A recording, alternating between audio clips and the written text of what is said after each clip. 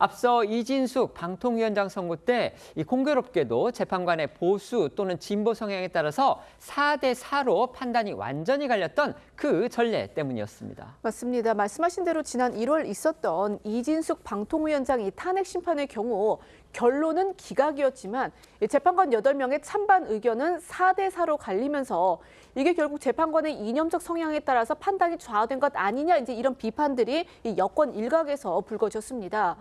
당시 이 위원장을 파면해야 한다는 의견을 낸 건요, 이 문재인 전 대통령이 지명한 문형배 헌재소장 권한대행과 이미선 재판관을 포함해서 민주당 추천으로 국회가 선출한 정계선 재판관, 그리고 김명수 전 대법원장이 지명한 재판관 중 중도 진보 성향으로 평가되는 정정미 재판관이었습니다. 이들은 이 합의제 기구인 방통위 설치법 취지와 또 방송의 공익성 등을 고려를 하면 이 법률 위반에 해당한다라면서 인용 의견을 냈었는데요. 반면에 윤석열 대통령이 지명한 정영식 재판관, 국민의힘이 추천한 조한창 재판관, 조희대 대법원장이 지명했고 이 중도 보수 성향으로 평가받는 김복형 재판관과 또 이 김명수 전 대법원장이 지명을 했으나 중도 성향으로 분류되는 김형두 재판관은 이 기각 판단을 내린 바 있습니다. 4대4로 재판관 의견이 반위로 이렇게 나눴지만요. 파면 결정에는 이제 6명 이상의 동의가 필요하기 때문에 이진숙 방통위원장의 경우에 탄핵이 기각이 됐었습니다. 그래서인지 오늘 선고에서 이 헌재가 만장일치 판단을 내린 점, 이게 또 상대적으로 눈길을 끌고 있습니다. 네, 앞서 언급한 대로 감사원장 판결의 경우 진보 성향으로 분류되는 이미선, 정정미, 정계선 재판관이 이 최 원장이 일부 헌법을 어긴 부분이 있다고 별개 의견을 내긴 했지만요. 만장일치로 기각 판단이 내려졌습니다. 다만 여권에서는 별개 의견을 낸 3명의 재판관이 앞서 이준숙 위원장 때 인용 의견을 낸 재판관과 겹친다는 점에 주목하는 분위기인데요. 하지만 검사 탄핵 심판에선 다른 별개 의견 없이 만장일치 기각 판정에 나와서 국가 중대사를 결정하는 대통령 탄핵 선고를 앞두고 국민 대다수가 수긍하고 또 승복할 수 있는 결과를 도출하기 위해 이 재판관들도 고심한 결과 아니겠느냐라는 해석이 나오고 있습니다. 실제로 윤석열 대통령 선고에서도 헌재가 진영 논리에 좌우되고 있다, 이런 비판을 피해갈 수 있을지 관심이 집중되고 있습니다. 앞서 말씀드렸지만 오늘까지 윤석열 정부 들어서 야당이 밀어붙인 탄핵 소추권에 대해서 헌재는 단 한 건도 인용하지 않은 그런 결과가 됐습니다. 야당으로서는 정치적으로 부담을 느낄 만한 그런 상황으로 볼 수가 있겠습니다. 네, 여권으로부터 거대 의석을 무기로 줄 탄핵을 난사하고 있다, 이런 비판을 받아온 야당.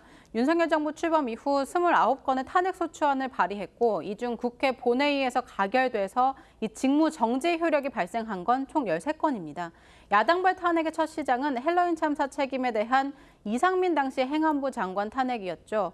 2023년 2월 헌재가 기각 판결을 내렸고요. 이어서 헌재로 넘어온 안동환, 손준성, 이정섭 검사 탄핵 사건에 대해서도 지난해 5월 기각 5인과 이 파면 4인으로 판단이 나뉜 끝에 안동환 검사 탄핵이 기각됐습니다. 작년 8월 이 9인 만장일치로 이정섭 검사도 이어서 탄핵이 기각됐습니다. 야당발 탄핵소추는 22대 국회를 들어서 더 가속화하면서 이진숙 방송통신위원장이 지난해 8월 취임 후에 이 불과 이틀 만에 탄핵소추됐다가 지난 1월 기각 결정을 받았었는데요.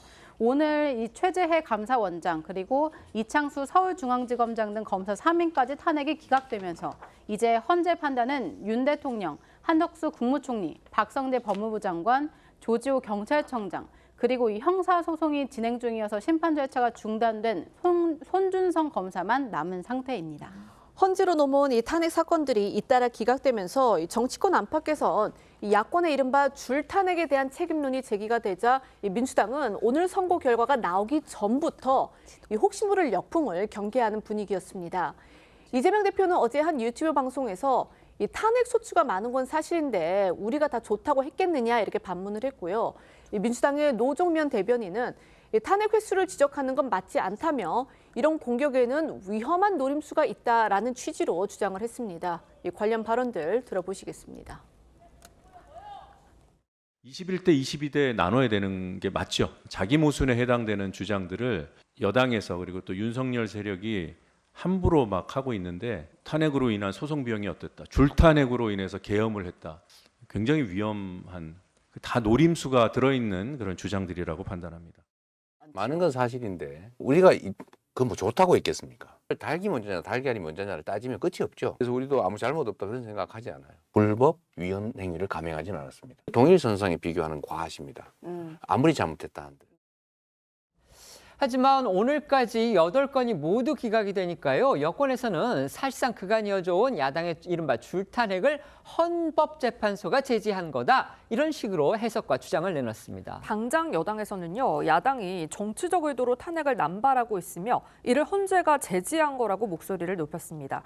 권영세 비대위원장은 거대 야당에게 밉보였다는 이유로 탄핵이 됐다면 공직사회는 크게 위축되고 국가 시스템이 흔들리는 위험한 일이 벌어졌을 거라면서 야당을 향해서 이제라도 정치적 목적에 따른 탄핵 시도 즉각 중단하라고 촉구했습니다.